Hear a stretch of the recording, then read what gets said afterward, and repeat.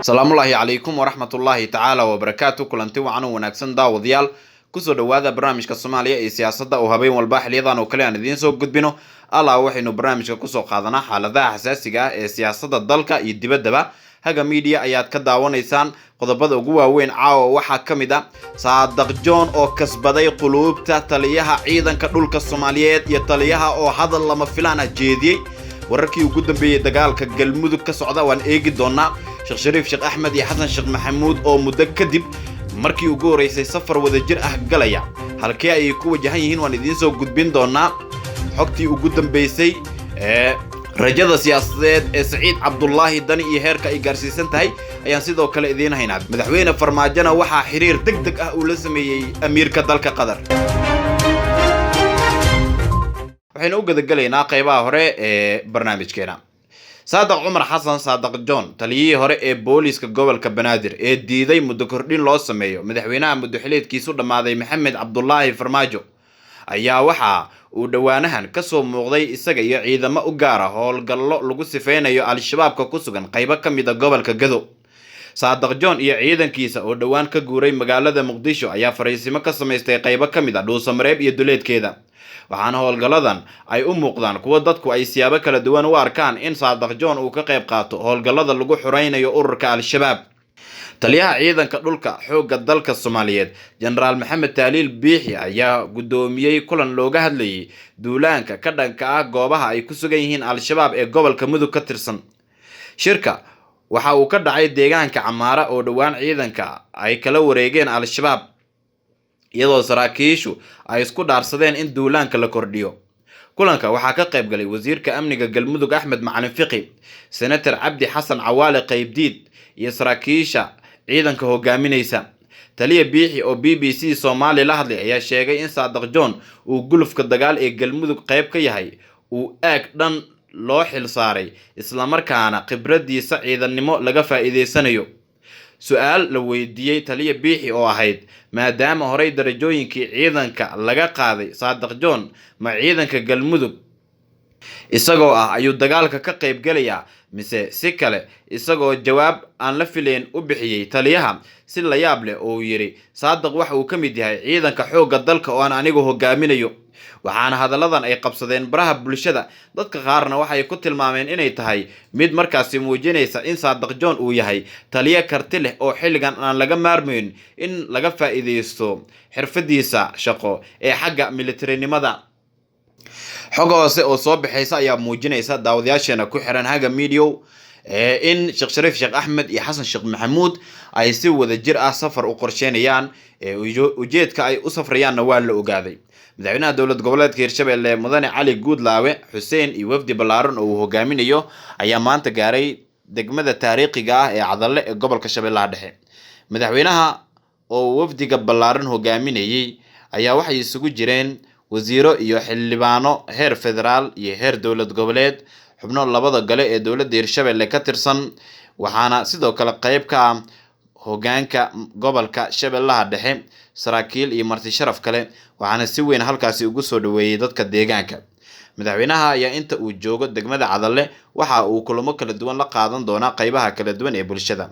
beri oo Khamiisa Cadalle waxaa ku wajahan wafdi uu hogaaminayo madaxweynihii hore ee Soomaaliya Xasan Sheekh Maxamuud, sida ay noo xaqiijiyeen xubno ka tirsan xisbiga uu hogaamiyo ee UPD.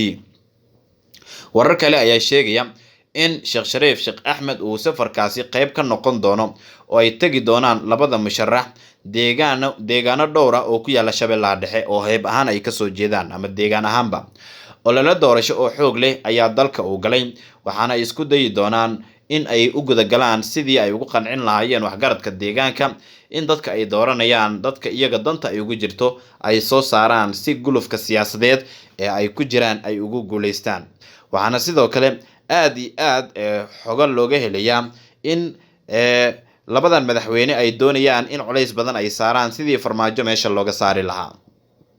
dhinaca kale haddii aynu eegno, diyaarad ay leeyihiin militariga Ethiopia ayaa ku burburtay gobolka Bakool. wararka naga soo gaaraya degmada Xudur ee xarunta gobolka Bakool ayaa sheegaya in halkaas maanta ay ku dhacday diyaarad ay leeyihiin ciidamada militariga Ethiopia, sida ay xaqiijiyeen ilo dhanka ammaanka ah.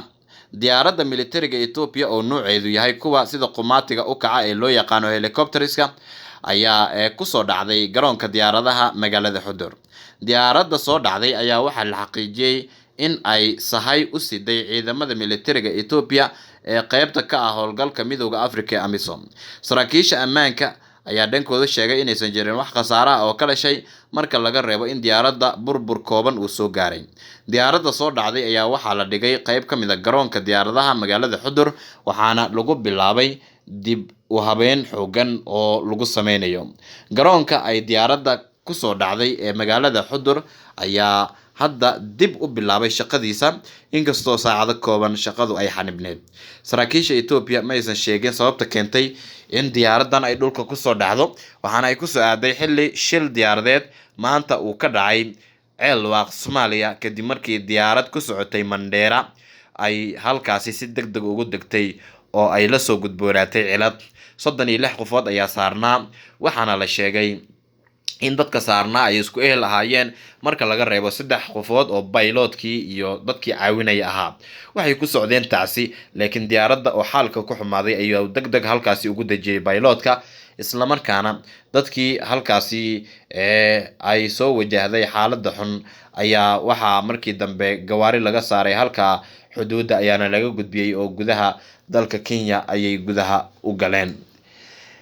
maxaad kala socotaa heerka ay gaarsiisan tahay rajada ah in madaxweynaha Soomaaliya uu noqdo Saciid Cabdullaahi Dani?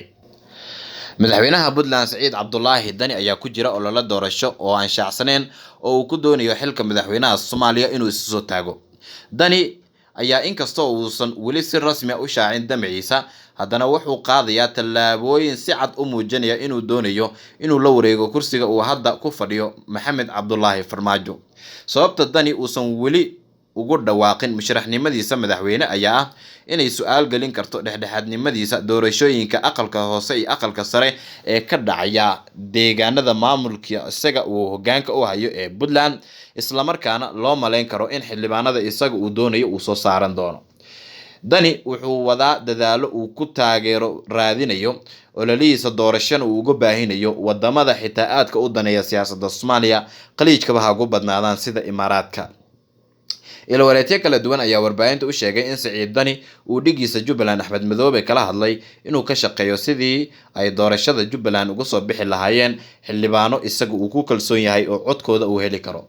Dani iyo Axmed Madoobe ayaa waxaa sidoo kale kulanka dhex maray la ogaaday inuu Axmed Madoobe kaga dalbaday inuu meesha ka saaro xildhibaanada hadda jira ee caqabada ku noqon kara fikirkiisa siyaasadda.